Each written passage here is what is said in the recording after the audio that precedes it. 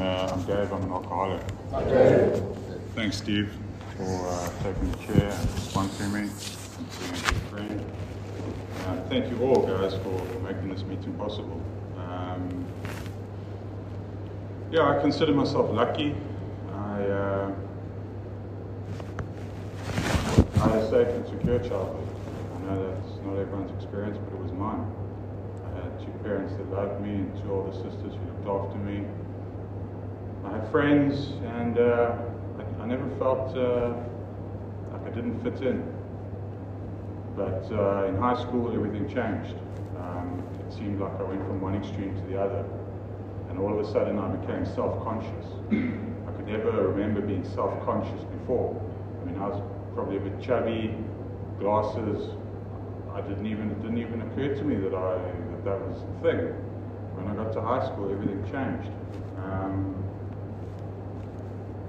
And I was angry because I felt confused. Like this big, wide world. I mean, it felt like a bubble had popped. That's the best way of describing it. My secure little bubble had popped. And this big, wide world scared the shit out of me. And I was angry because I was confused and I didn't understand what was happening. And I wanted someone to blame. Why did no one prepare me for this? And that carried on for, I think, about a year, until I discovered alcohol. And alcohol became my solution. It's as simple as that. When I look back, it's a very profound thing that happened at that point. I mean, I was about 13 years old. Normal people, when they are going through an emotional problem, they deal with it, get through it, and then they grow and learn. Or where they have to take responsibility in some area of their life, they go through it, they grow, they learn. When they need help, they reach out, they go through things and they learn. I didn't do any of those things. Every time I had one of those situations, I turned to alcohol. When I got to university, I started drinking even more. I had that freedom to drink every single day. And something happened in university where it changed from being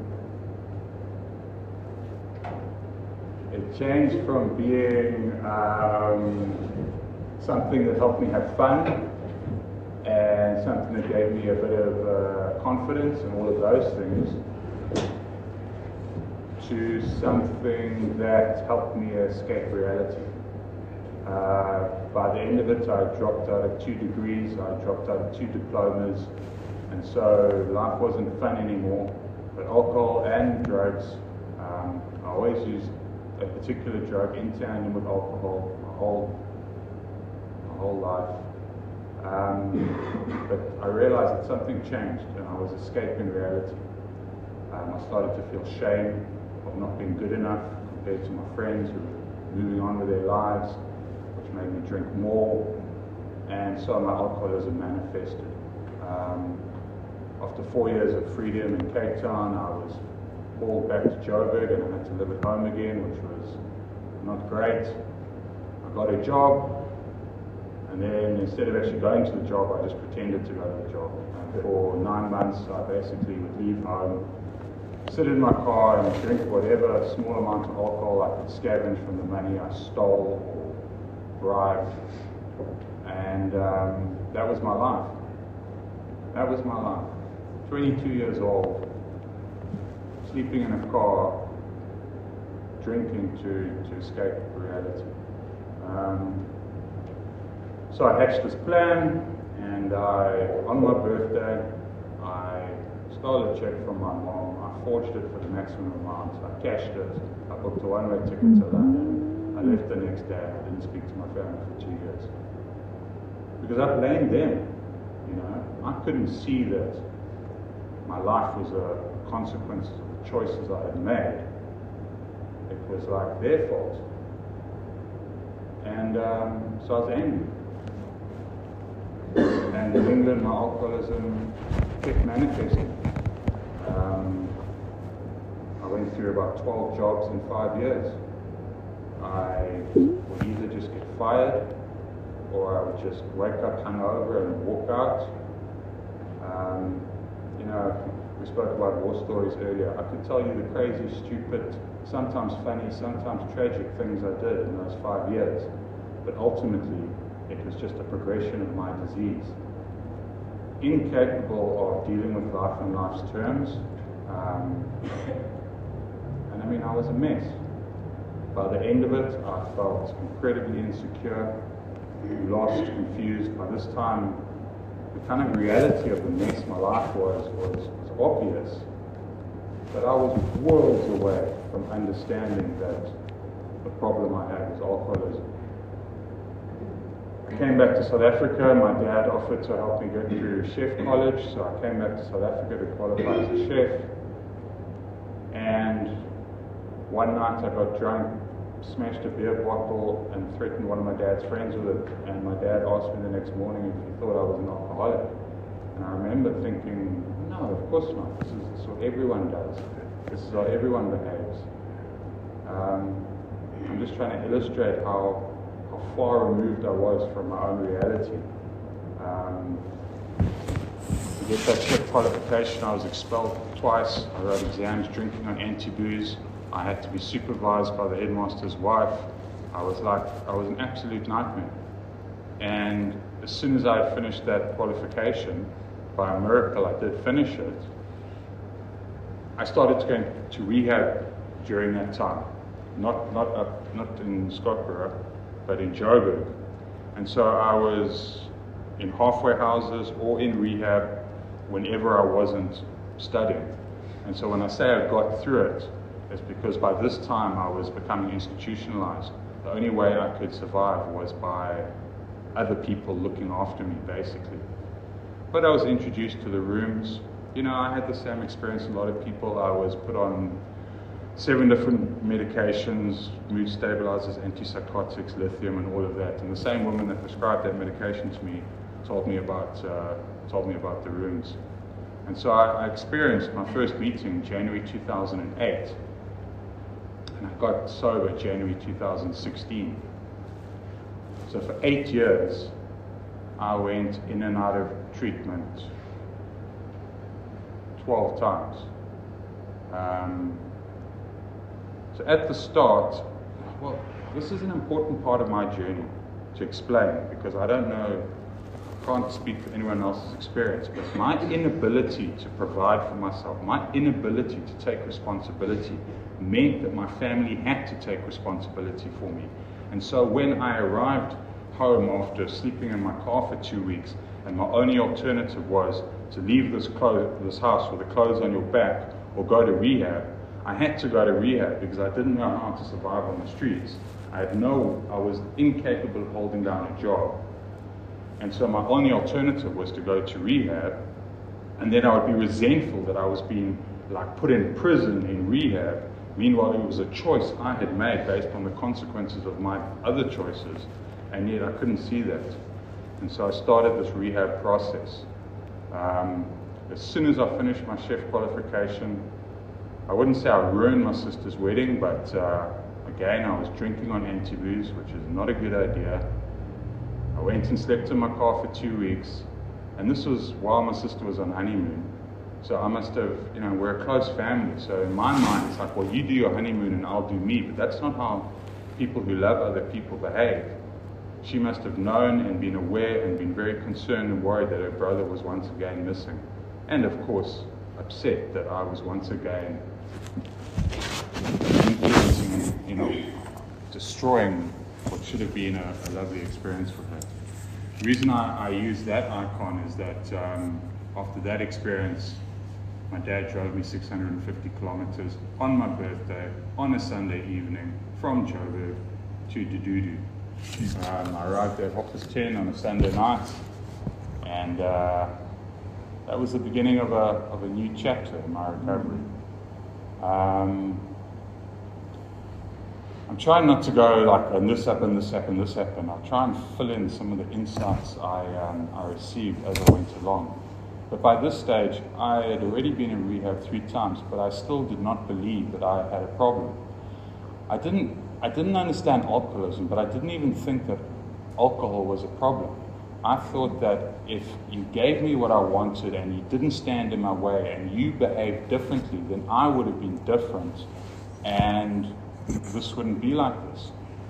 So, I mean, I can go through it quickly, but my first 4 months, I was there with a bag of weed hidden behind the toilet the whole way. And when I was supposed to go to the halfway house, you know, I went and got stoned the first time they let me out the house. I went straight back into treatment, and then by the time it came for me to get a job, I waved the counsellors goodbye on my first day of work, and I went and got drunk and drove to Harrismith, where I slept on the streets for a week, and I hit a counsellor with my car. That's another story.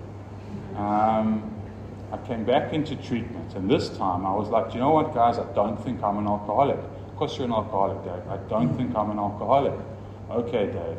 I did my 3 months with hectic consequences. You tried cleaning a men's and women's bathroom before the morning walk for 3 months in a row. And that was just like one move. I had to cook Sunday dinner on my own and do all the pots on my own for 3 months. Sorry, I don't know why I had to squeeze that in there. Resentful much. So there, I was like, give me my money, give me my passport, so go back to England and I'll show you all that I'm fine, I'm not an alcoholic. I'm going to drink, but I'm going to drink successfully. You know what? They gave me a leaving group. And they said, go, Dave. And in that group, I said, you know, thank you. I know your heart's in the right place. You know, maybe I'll see you guys in 10 years' time. And I was back in 4 weeks. I got to England with everything I thought that would make me happy. This is quite important. I had opportunities in front of me. I had a job lined up. I had all the freedom and the material possessions I thought would make me happy. So this is what I've been fighting for the last 4 or 5 years, 4 years, whatever it was. And I sat in a room for 2 weeks and drank a bottle of liquor every single day for 2 weeks. That's what I did. That's what I did with freedom. That's what I did with life. And then I found my dad from Heathrow, and I said, Dad, I'm an alcoholic. I'm coming home, but I'm not going back to see you. But that's exactly what happened. Sorry, I shouldn't have said that.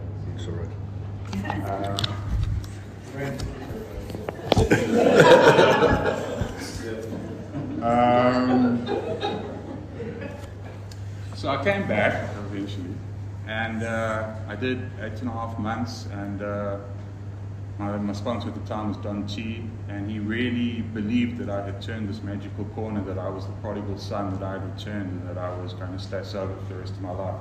God bless him. I haven't even spoken about God yet. But when the opportunity came for me to actually volunteer at the house and to be of service, I was way too selfish, because I want to live my life, and there's things that I want to do, and I don't want to be trapped in this house and be like Brian. That's exactly what I said. And so I went out and I got a job, and I did exactly what Dave does. Didn't like how the job felt, couldn't handle how I was feeling inside, and so I drank. The 5th time I went to the house, I was working at Crockworld as a chef with Julian, and I was supposed to like give the office any money I earned, but I was just like sneaking every money I could take on the sly, accumulating that, and when I had enough, I literally just like rented my own apartment and didn't even tell the house where I was. I just like, that's what I do. It's like, screw you, I'm doing this my way now. And guess what I did for that week? Did I go to work? No. Did I drink a bottle of liquor every day for 7 days? Yes. I'm getting lost in the war stories, but I'm just trying to explain how crazy I was. I eventually did another treatment stint, and then so my boss started growing marijuana plants in the back of his restaurant. So I'm 11 months sober, and I'm watching these plants grow. And one day he decides to cut them down because his wife thinks the police are going to bust him. And so I'm looking at these like beautiful plants lying there. So I harvest these plants and I put them in bankies and I hide them in the umbrellas, and I think about it for another month. But eventually I just relapsed. I started smoking in the halfway house. There was only 3 of us at that stage, so when the guys went to work and it was my day off, I would just smoke. And I did a 1-year share at the Cuddy Sock, the Sunday morning share. I think it was at the Cuddy Sock. And I lied to everyone about being clean. And that's who I was. Throughout all of that, so dishonest, so like, when I went into treatment, I just, what's the word? Complied. Just complied. If I pretend that I'm getting this and that I believe what you're telling me, then I will eventually get out and I'll be able to do exactly what I want. And every single time I got what I wanted and I couldn't handle it. And so this kind of fight that was in me, this bravado that I know what I'm doing and I've got all the answers and I can do it on my own and I don't need your help, it was still there. But slowly but surely it was becoming eroded. And that's also an important part of my progression. Up in Joburg, more rehab, got 13 months sober, again, had everything I thought I wanted to be happy.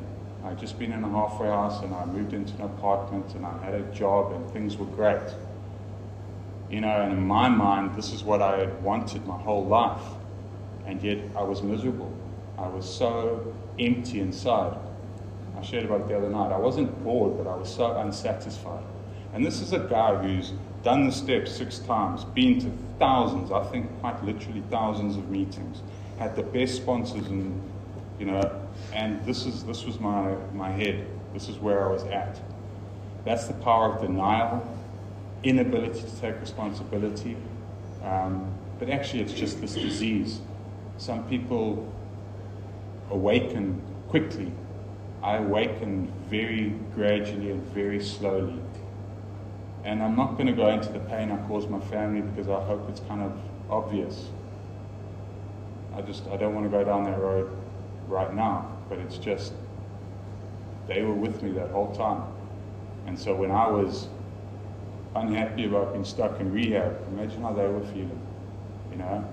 Imagine how it felt to have this son who's, where's Dave? Oh, he's in rehab for the 11th time. You know, how was your day? But I mean, I hurt my family. I hurt them badly. So that last time I relapsed and I had what I hadn't had before. I learned by this stage that I had to hide my drinking and using incredibly well. So I actually managed to use for 6 months. And I pushed it as hard and as far as I possibly could in those 6 months. So you understand that before, I had like 2-3 days of drinking straight back into treatment, a week, 2 weeks of drinking straight back into treatment. This time I had 6 months. And in those 6 months, I went from having everything, materially, everything, to literally like selling clothes and t-shirts and selling chef knives that cost 700 Rand for 15 Rand so I could buy 1 quart. That's kind of where I was at. And when I run out of options and I got no more money and no other cards to play, what does Dave do?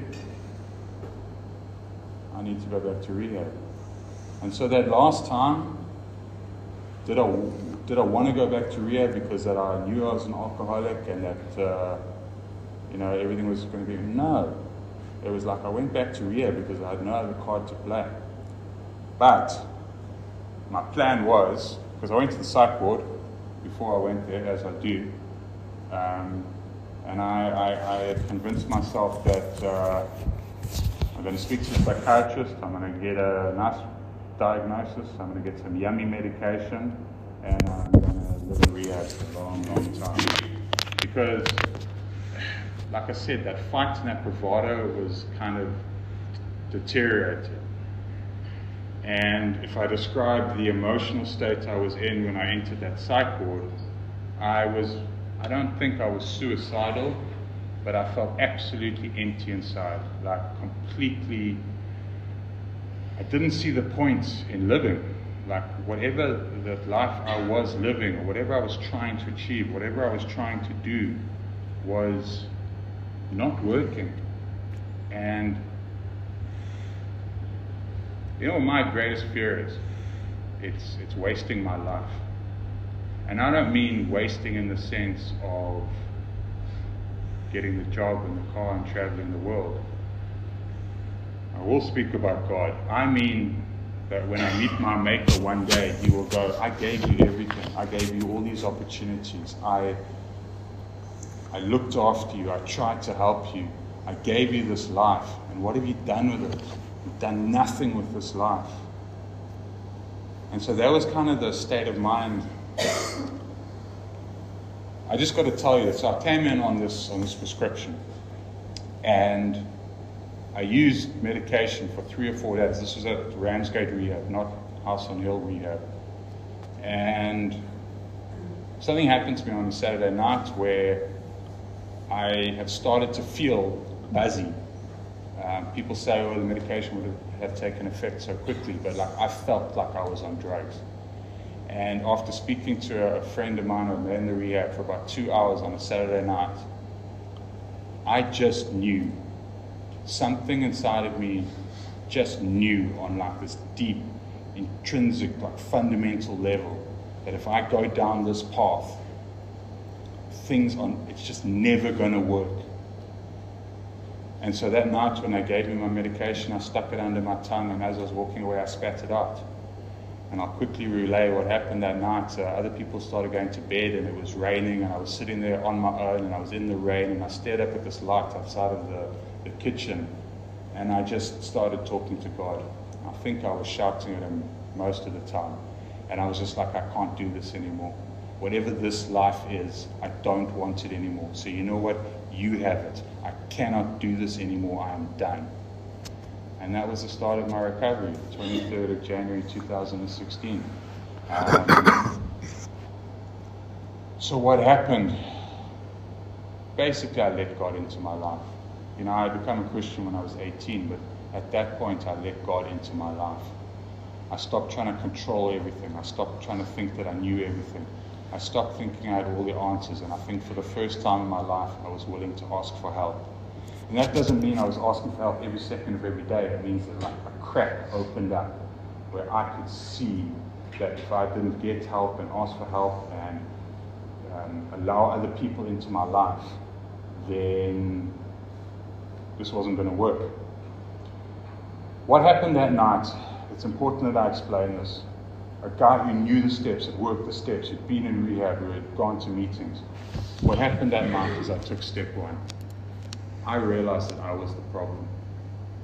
So I had gone from not thinking there was a problem to thinking that my parents were the problem, to finally thinking alcohol was a problem, to eventually realizing that the sum total of my life experience and my choices and my decision and my fighting had led me to a place where I was willing to give away my life because that's how little value it had. But that's where I needed to start. And so I worked the steps there, finished my 6 months, and I could have gone to a halfway house there, but I decided I needed to come back to the house on the hill. I actually wanted to go to the halfway house and the house on the hill. And I phoned Don, spoke to Caleb, and they were like, look, we don't know what stage you're in. You're going to have to go down for primary. And I was like, fine, no problem.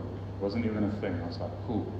And when I got there, Caleb was like, well, I'll give you the same price for 3 months as 1 month. I was like, cool, let's do it.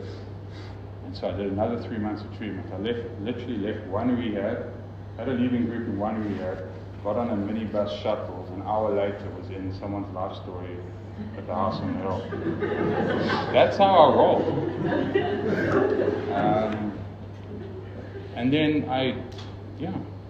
Okay, so what had started to change in me, I wish I could explain, but the best way of explaining it is I had taken step 1. And that night, in the rain and the light, I also know I took step 2 and 3 because I believed that if I'm an alcoholic, if I have a spiritual sickness, then I believe the solution is God. And if I've tried to find God through walking through European cathedrals or going to charismatic churches and it hasn't worked, but I know it's worked for people I know, like Don or Caleb or Steve or Wendy, or I knew people who it worked for, I was like, well, then surely it'll work for me. And so the third step was, well, okay, I'm going to give this a try. Not a try, that's not true. I'm going to do this. I think I kind of burnt my bridges in the sense that or burned the boats, as the saying goes. Like there was no way back. It was like, this is the way. And I committed to this way.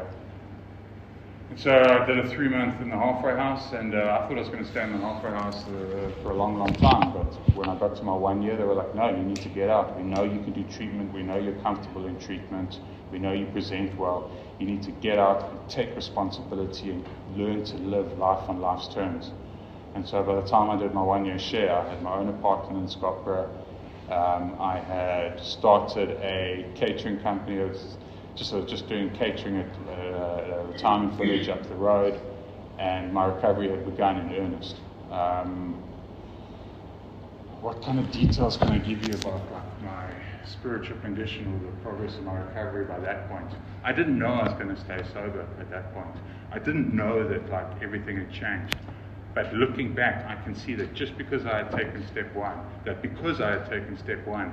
the subsequent working of the steps and the subsequent going to meetings and having a sponsor and getting on my knees and doing step 11s and being of service and all of those things, they were now working, whereas they had never worked before because I had never taken step one.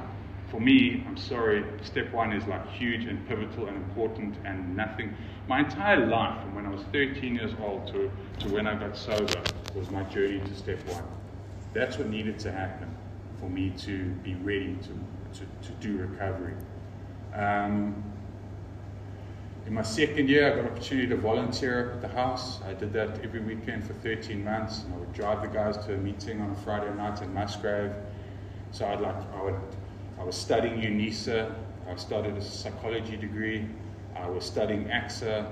So I mean, my recovery is basically post-COVID and before COVID. Because for those first 4 years of my recovery, I was busy, crazy busy. And like I said, I would serve lunch on a Friday, then go to the afternoon meeting, and drive up to the house, and drive the guys to Musgrave, and drive the guys back to the house, get home, sleep, pick up Keith, get up to the house, do volunteering on a Saturday. And that was kind of what my life was like, or it felt like my life was like for 3 or 4 years. I only volunteered for a year, but what I mean is my life was busy, and I was doing things, and I was taking the suggestions, and I was studying, and I was taking financial responsibility. And I was developing a relationship with my family, which was so important. And I know it's I can't talk about my family, and I can't talk about God, and I can't talk about my recovery in half an hour. It's just there's so much there.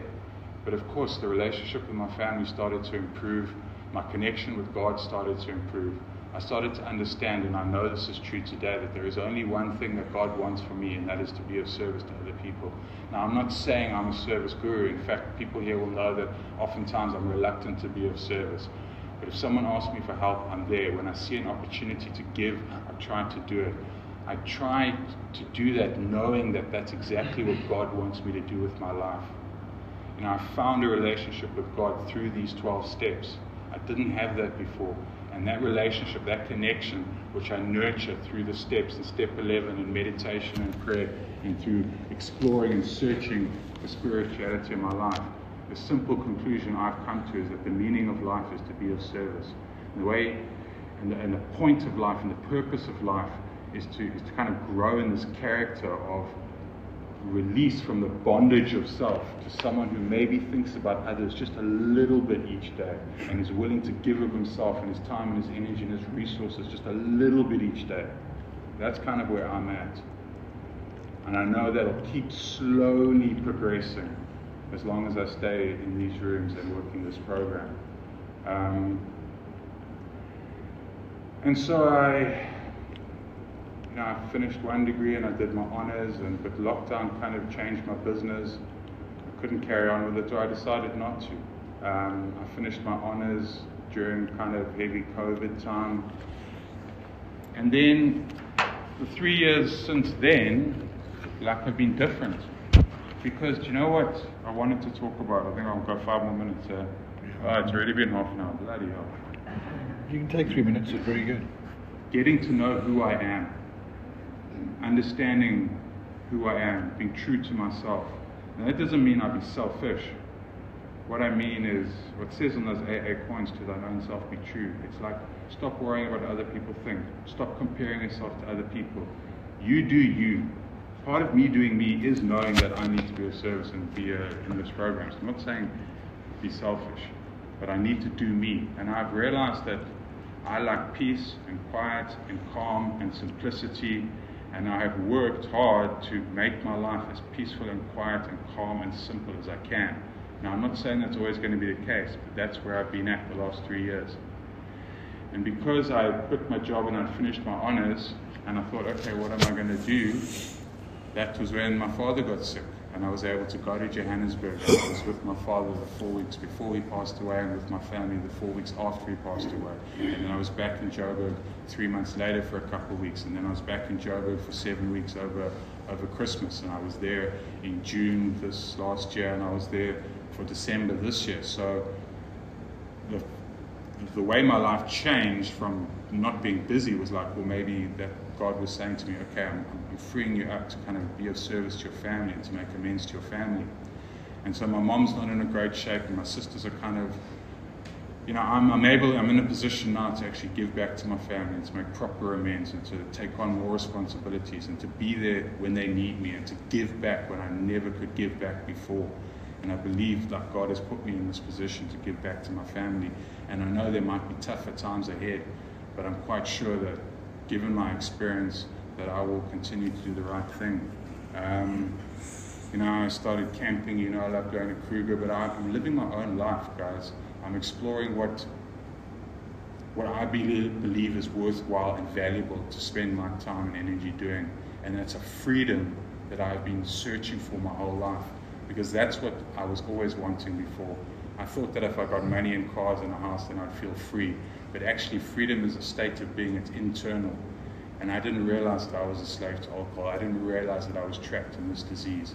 And today I am free, both externally and internally. I can come and go and do what I want, but also I don't walk around with guilt and shame. Yes, I need to continue growing, and there's certain aspects of my life that I can continue to work on, but I feel peace, I feel calm, I feel a sense of, well, I just have God in my life.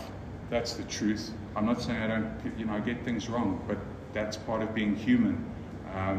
That is part of being human, but the point is that today, instead of turning to a bottle, I turn to a solution, work the steps around it, and when I do, I can learn and grow and develop and mature and become an adult and eventually become the person I always knew I could be, but was so blocked away from through all those layers of denial and fear and guilt and shame. So this program has allowed me to find myself, to become free, and I'm very grateful for my recovery, and I couldn't do it without all of you guys. So thanks for letting me share. Thanks, Dave.